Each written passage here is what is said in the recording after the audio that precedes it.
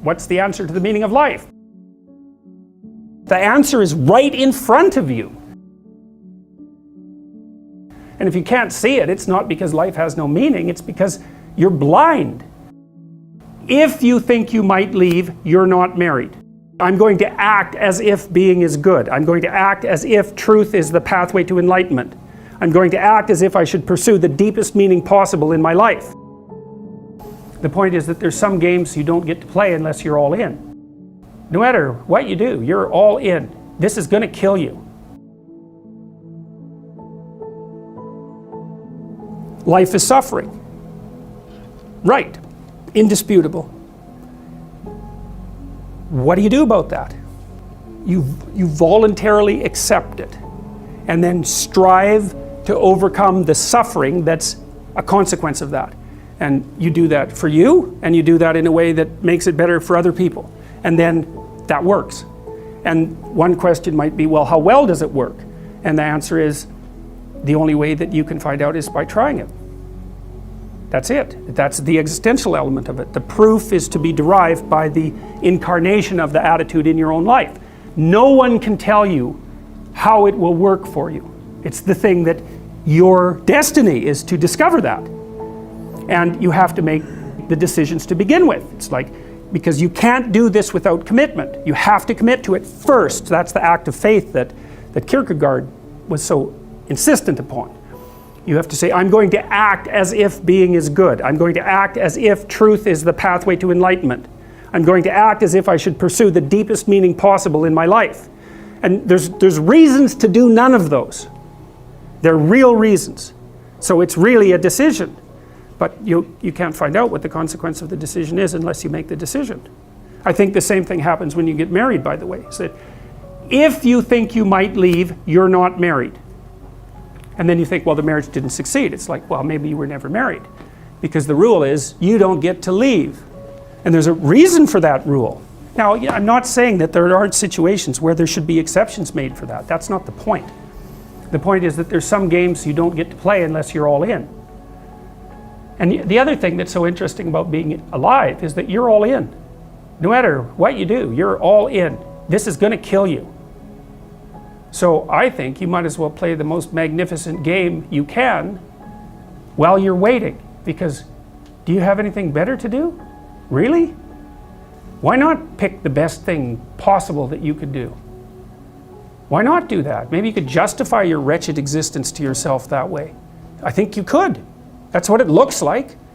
You know, people find such meaning in the responsibilities they adopt, it stops making them ask questions about what life is for. If you have a newborn child, for example, like unless you're really in a bad way, psychotically depressed, or maybe your personality really needs some retooling, you stop thinking about anything but ensuring that that baby is doing well.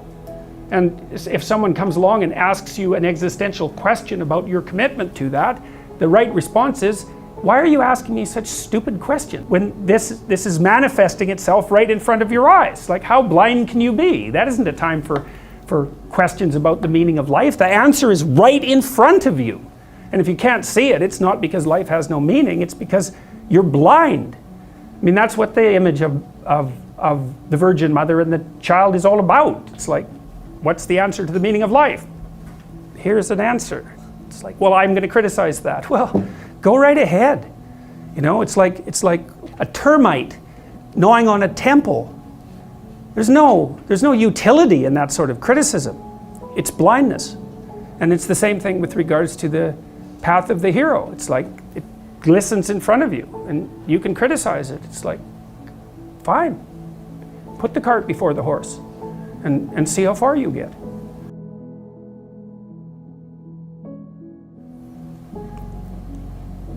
So I thought, to bring full closure to the class, I was trying to solve this terrible puzzle that confronted me and many other people about how it was that human beings got themselves in such a tangle about what they believed.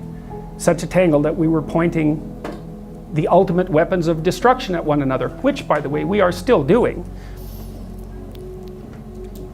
And I thought, okay, well, I understand that. We need our belief systems. They orient us. And that means there will be conflict between belief systems, and that can be a catastrophe, and that's being played out everywhere again in very many ways. What's the solution to that? Well, one possibility is there's no solution. It's just mayhem all the way around. Could be the case.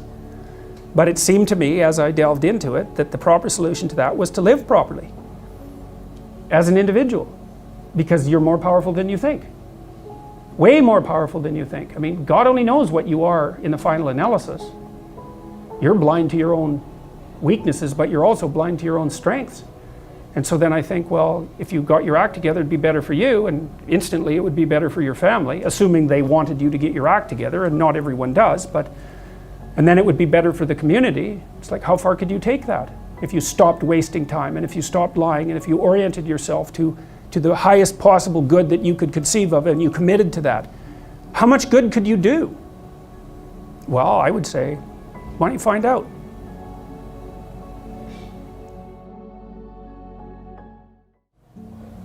So that's what I think you should do. You should find out. You don't have anything better to do. And there's nothing in it, as far as I've been able to tell, there's nothing in it but good.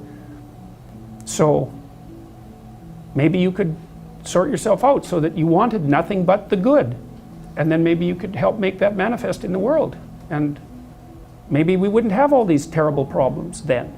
At least we'd have fewer of them, and that would be a start. So it's the answer to the problem of humanity is the integrity of the individual. That's the answer. So, and states that are predicated on that realization are healthy. So, and states that aren't are doomed to stagnation and catastrophic collapse. And personalities that are predicated on self-tyranny and the tyranny of others are doomed to collapse. So, and then you think, well, what's the barrier? And the barrier is, are you willing to accept the responsibility? And part of the answer to that is, reduce the damn responsibility until it's tolerable. You don't have to fix everything at once. You could just start by fixing the things that you could fix. Or you could even do it more. You could do it with even less self-sacrifice. You could start by fixing only the things that you want to fix. God, you can get a massive way that way. So do it. See what happens. That's what you should have been taught in university right from the beginning. It's like, aim at the highest good. Tool yourself into something that can attain it. And go out there and manifest it in the world. And everything that comes your way will be a blessing. And so all you have to do is give up your resentment and your hatred. I know that's a hard thing to give up because you have plenty of reason for it. That's probably a good place to stop.